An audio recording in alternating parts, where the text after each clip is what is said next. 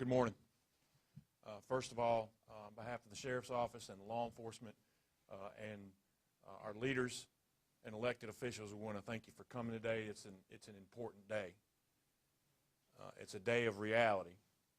It's a day of reckoning to let people know what's lurking in our community. You all have seen the press release that went out last week. I'm not going to go into much detail on necessarily the people that were arrested or the investigation, but what sits before you represents enough fentanyl to kill every person in York County and then some. And in the words of my colleague and friend, Sheriff Grady Judd down in Polk County, whom, by the way, just made a monumental fentanyl bust, did you hear what I said? What sits before you is enough fentanyl to kill the entire population of York County. Folks, if this was a bag full of terrorists, if this was anthrax, our response would be overwhelming. Yet our response to the opioid and fentanyl crisis is underwhelming. Our legislature, some of our legislature, now you'll see state legislators up here who are in full support of a law that has teeth and has effectiveness and has deterrence built in it. They support that law, but there are some in Columbia who refuse to pass that law. There are some lawyer legislators in Columbia who represent some of these defendants who don't want a law that deters this amount of fentanyl being released in our communities. We need to bring awareness to this issue, that drug dealers are not dealing drugs anymore, they're dealing death. And it does not discriminate. Not age, not sex, not race, not socioeconomics, nothing. 87 people in York County this year have lost their lives because of the pills that you see sitting in front of you. I'm going to do a short slideshow, let you see and illustrate what this bust was about.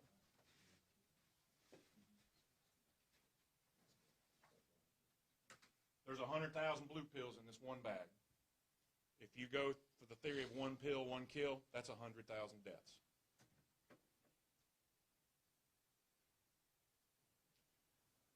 The manufacturers know how dangerous this stuff is because they carry Narcan. And if you can see the open box, it appears that at least one dosage of Narcan was used. This is how your pills are getting pressed into These people are not professionals. They're not a Roche lab.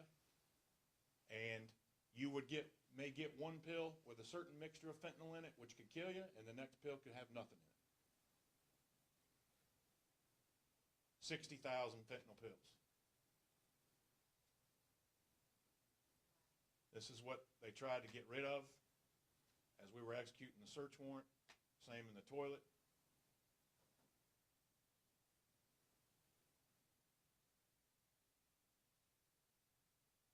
That is that raw, BJ, or is that? That's a mixture like that was in the bathtub. That is ready to be pressed in a pill press.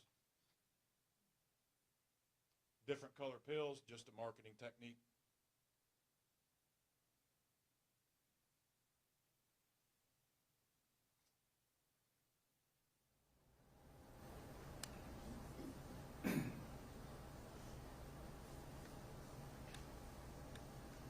And there are 7 pill presses that can pump out hundreds of thousands of pills a day to be released in our communities.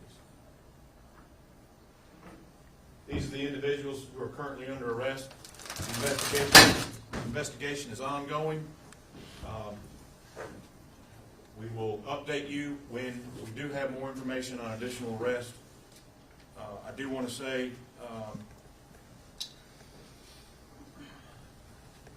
we had to have York County Emergency Management respond to this search warrant to assist us with decontamination. A specialized group of people had to clean this house up and this lab up because of how dangerous it is.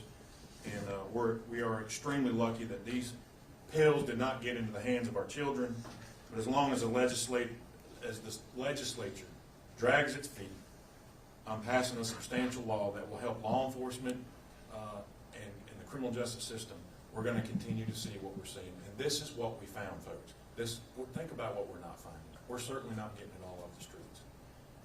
It's deadly, it's serious, and the lack of the legislature to deal with it, in my opinion, just offers a hedge of protection to drug dealers. And with that, I'm going to turn it over to Senator Lindsey Graham. Thanks, Sheriff. Well, number one, I want to thank the law enforcement officers involved in making this raid. You risk your lives every day for the community. Sheriff, thanks to you and yours. There's a federal component to this. This is what they do to keep us safe. And I can only imagine what kind of tasks they have ahead of them. So, you know, I'm not great at math, obviously, with the budget problems. Nobody in Congress is good at math. But I've talked to my staff. I think there's enough fentanyl here to kill everybody in South Carolina tomorrow. Ralph said that about 1 kilo is 500,000 people. Is it 30 kilos? Is that right? 40. 30,500 Yeah, no. grams, 30 and a half kilos. Okay, so y'all check us out on the facts. I think this is enough fentanyl to kill everybody in the state twice. Now, just think, in one house, in York County, oh my God. So what to do? Declare war on this.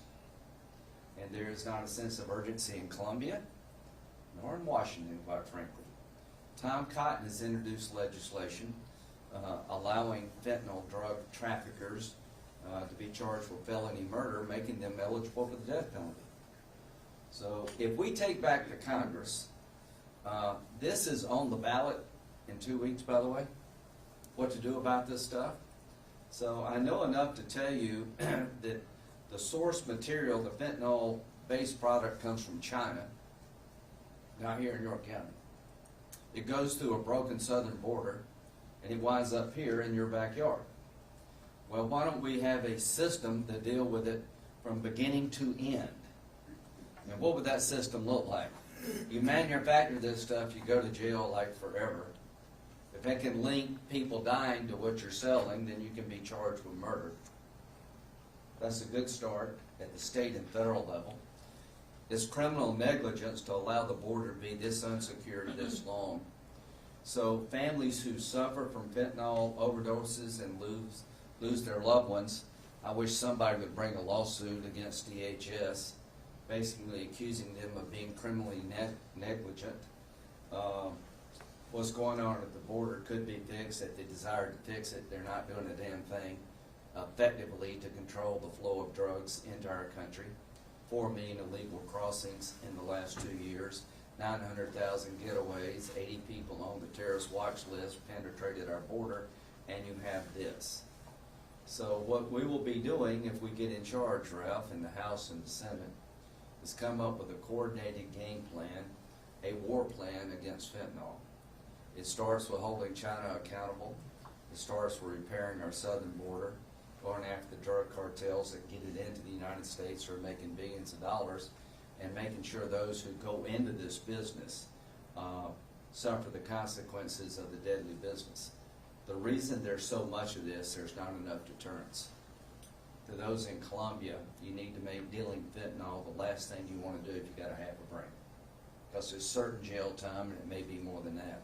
At the federal level, we need to come up with a coordinated effort to make sure the federal government's resources are joined up with local officials to maximize the potential to catch as many of these labs as we can before it's too late. Halloween's around the corner. All of us worry about some of this material getting into candy-like products. It is just a scourge on the United States. The number of young people dying is going through the roof because of drug overdoses. Is changing our life expectancy. So those who in China allow this product to come to the United States, you should be considered an enemy of the United States. To those in the drug cartel business, you should be considered a terrorist organization. And when it comes to securing the border, the people in charge are doing a lousy job. And hopefully, if we take back the House and the Senate as Republicans, the first bill coming out of the House, coming to the Senate will be a border security bill with a fentanyl deterrence component, changing federal law to make this the crime that it is a crime of death. Solicitor Kevin Bradford. Good morning. Thank you all for being here today. I want to join Senator Graham in thanking all the officers who worked for a lengthy period of time to put this investigation together. We're blessed in York County to have a multi-jurisdictional drug enforcement unit. All the police agencies in the county come together. We meet in this room once a month, all the chiefs, the sheriff, and myself, to discuss issues such as the fentanyl problem and common issues that affect us all, but especially narcotics. And because of this combined joint effort, we're able to accomplish, along with our federal partners, a historic seizure of how many people could have died from all this. I can't even imagine if this had made it out to the streets. I know we have family members of people who have passed away in the room with us.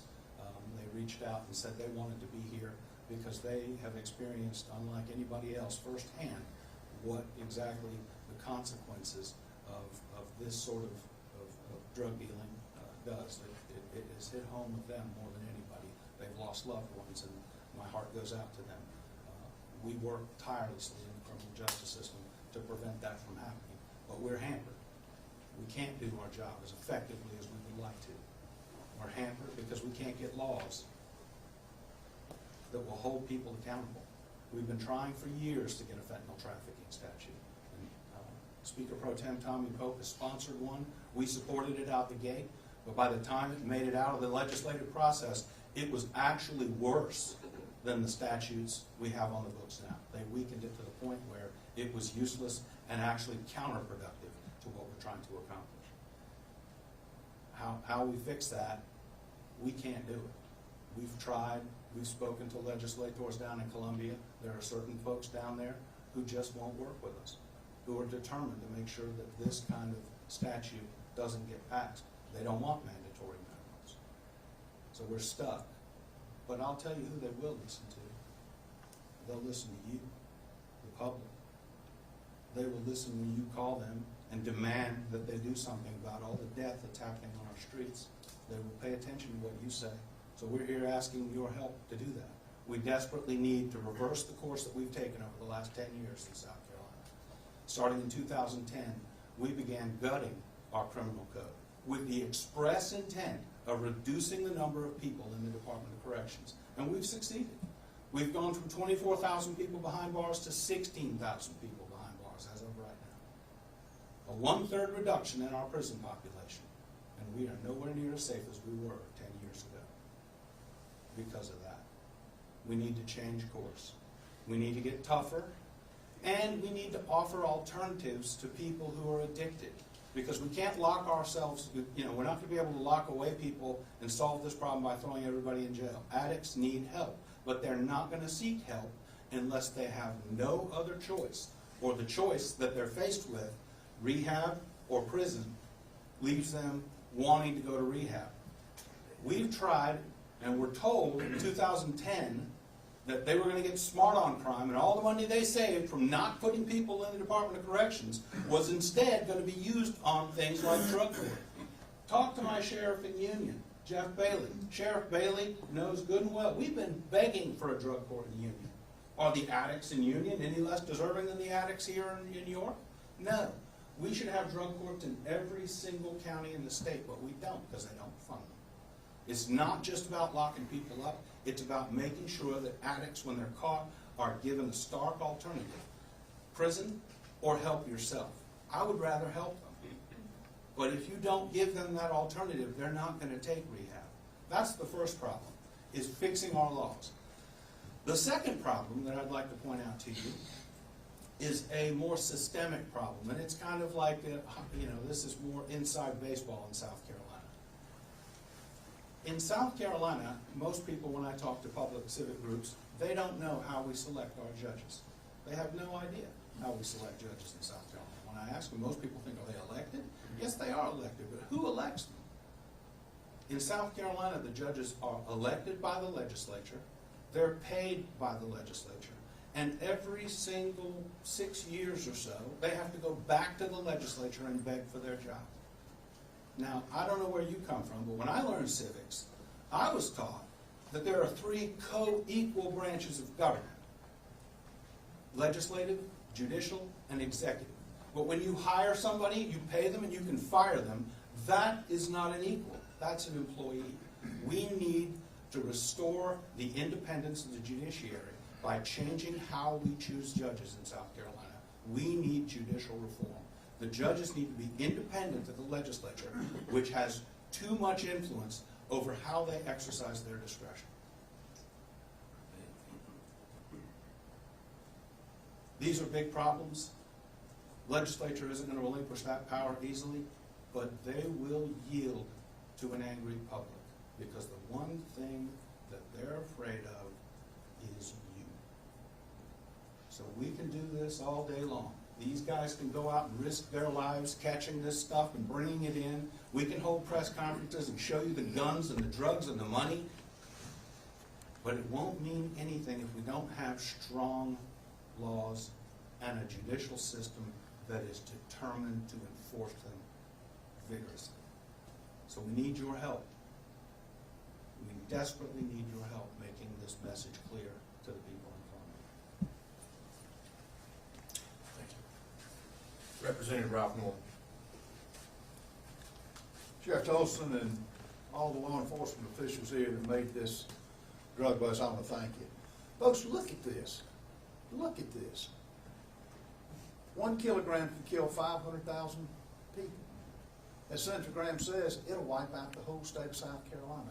This happened in York County. You know why these people behind us are doing this? The money. The money. The drug dealers are making billions of dollars off this. This is an assault on our young people.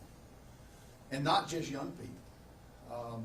If you could talk to the DE agents that I have, and he shows the 40 pages of young adults that are dying that think they're smoking an innocent marijuana joint that's been laced with this. This is outrageous. There are no drug treatment programs in morgues. There are no drug treatment programs if you're dead. There are no drug treatment programs for the police officers who put their lives on the line doing this, finding this out. So, folks, enough is enough. Enough is enough. On the ballot is what you see right here. For this administration to allow the border to be wide open to anybody and everybody, which, by the way, is 5 football stadiums of a Clemson, North Carolina every 30 days coming across the border. It's unfair for law enforcement, and it's unfair for the citizens of this country. And as has been said, it starts in Columbia, and it goes to the federal government in Washington, D.C. that has failed to do the jobs, mainly to shut the border down. It's happening in China. It's being made in China, shipped to Mexico, and then here. And for any state to say they're not a border state, we're all border states. York County, South Carolina, enough to do this damage to our citizens. And look at the lives they're taking.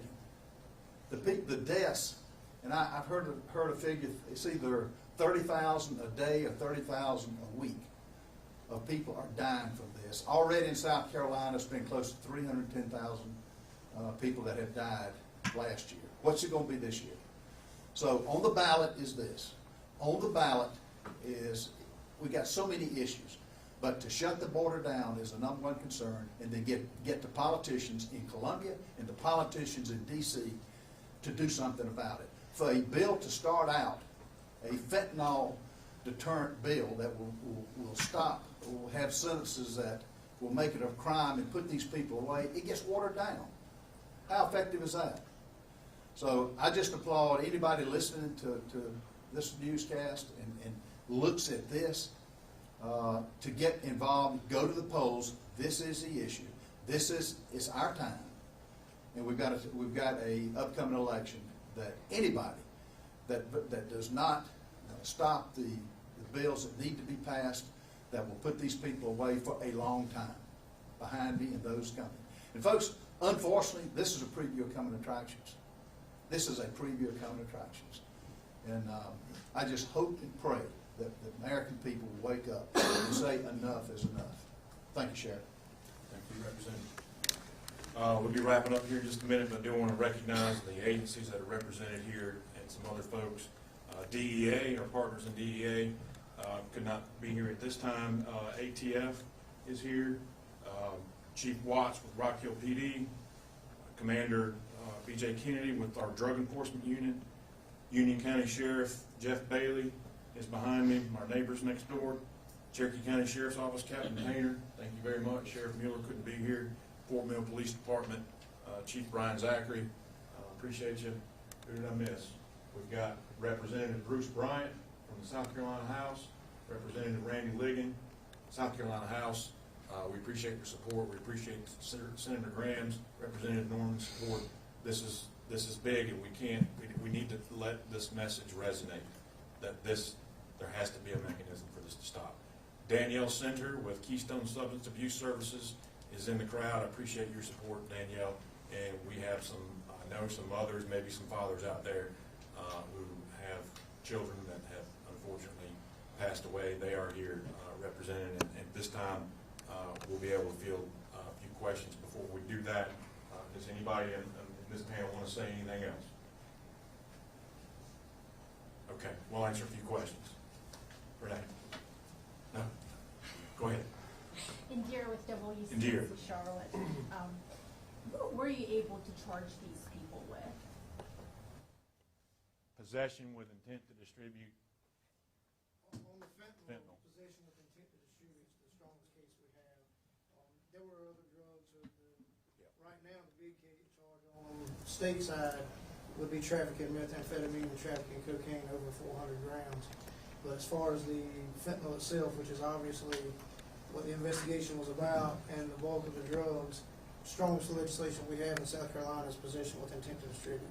And what's the maximum fine for that, or time in jail?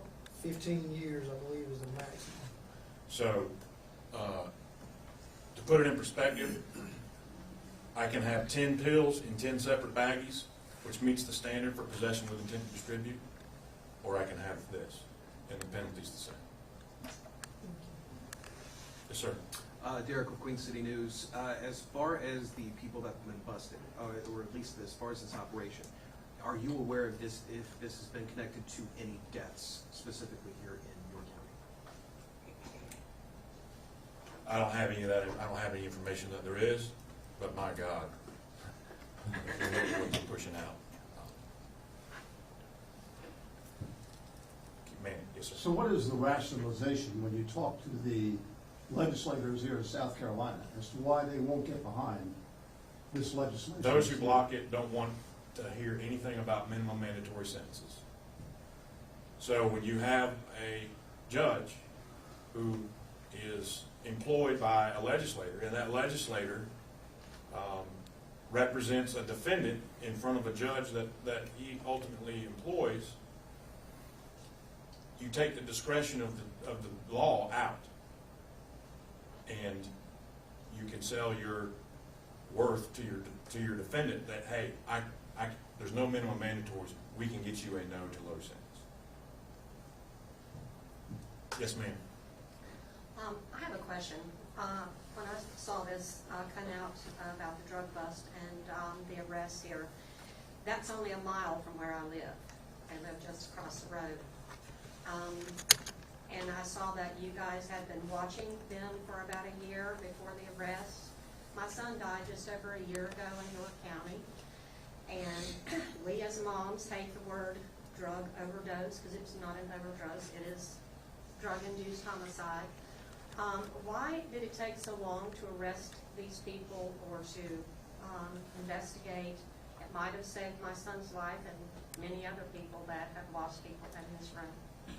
First of all, let me say I'm sorry about your son. I can't imagine the pain that you feel.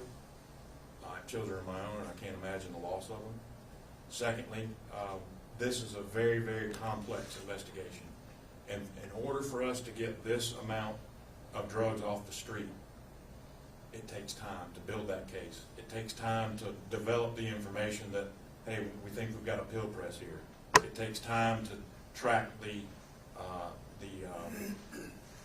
the cut that goes with it. That we can get, if you can imagine what we're struggling with now to try to get severe penalties for this amount of fentanyl. Imagine if we had collected a half this bag. The bigger the seizure that we can make, and I don't want to water down your child's death. We took a tremendous amount of fentanyl off the streets, and hopefully we couldn't save your son. Hopefully we saved some other mother's son. Sheriff, if I could, I'll just add one thing to that. Obviously, the goal is not just to take off the people who are selling on the street level. When you have an organization, you want to take the whole thing out root and branch, and that takes time. You can arrest the people who are selling on the street, but if you have a major organization, you really want to, otherwise you're just solving that problem today, because they'll find somebody else to sell for on the street. You want to take out and move as far up the ladder as you possibly can. So that is, we have victims tomorrow, somebody's going to overdose. There's no question at some point in time. But the more impactful you can hit that organization, taking off the leadership, the better job you will have done serving the public. One other thing I wanted to mention in regards to the legislative lawyers who are hired. Coincidentally, 2 lawyers have indicated they will be representing a couple of the individuals here. And all of these folks, of course, you remember, we live in the United States of America. Everybody's presumed innocent until they're proven guilty. So they're entitled to lawyers, and we want that. But 2 of these folks have already hired 2 legislator lawyers, Seth Rose and Todd Rutherford, to represent them, because they know, and at the risk of giving these folks more business, because I don't want to do that, but we got to call it what it is. Todd Rutherford sits on the Judicial Merit Selection Committee. He's one of the people, a small handful of people in this state, who actually screens and decides who even gets to be a judicial candidate. He can cut him off right at the beginning. So you don't think he has a lot of influence and his presence on a case says something? It absolutely does. Yes, ma'am.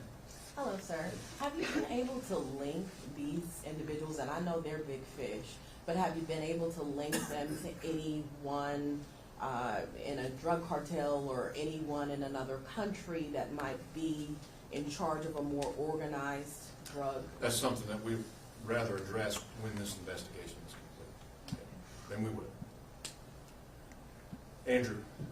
Sheriff Andrew Dice, Harold, thank you for having us. Is there any indication that this case will move from the state system to the federal system because of the difference in weight laws and the potential sentencing if people are convicted? So that's a possibility, yeah. If it hasn't happened yet? Not yet. David? We recently went to Washington, D.C. in March on fentanyl death. And we learned quite a bit up there, and it's, unfortunately, the whole country had the same problem our state has. Tennessee, sheriff, head of the Judicial Committee for the legislature. They can't get it passed. We learned a lot. The question I've got for Senator Graham and Congressman Norman is, one thing that's being discussed up there when we were in Washington is changing this to being viewed as a weapon of mass destruction. Instead of just how it's viewed now, that when you can kill everyone in South Carolina with what's on that table, it's way bigger than just a drug seizure. You know, they're just killing us. And Senator, what have y'all discussed weapons of mass destruction? Yeah, so one, drug cartel, to me, if you're doing this is an act of terrorism. It's not your just common crime here, because billions of dollars are being generated. But if you wanted to attack America and do damage to our country, this would be one way of doing it. So why is fentanyl the topic of discussion? Just a little bit of fentanyl in cocaine creates the addiction level. So this is a very addictive and dangerous substance. Why do they lace it, drug dealers, in other drugs? Is to get you hooked and keep you hooked. So what I want to do is mandatory minimum sentences have been reviewed.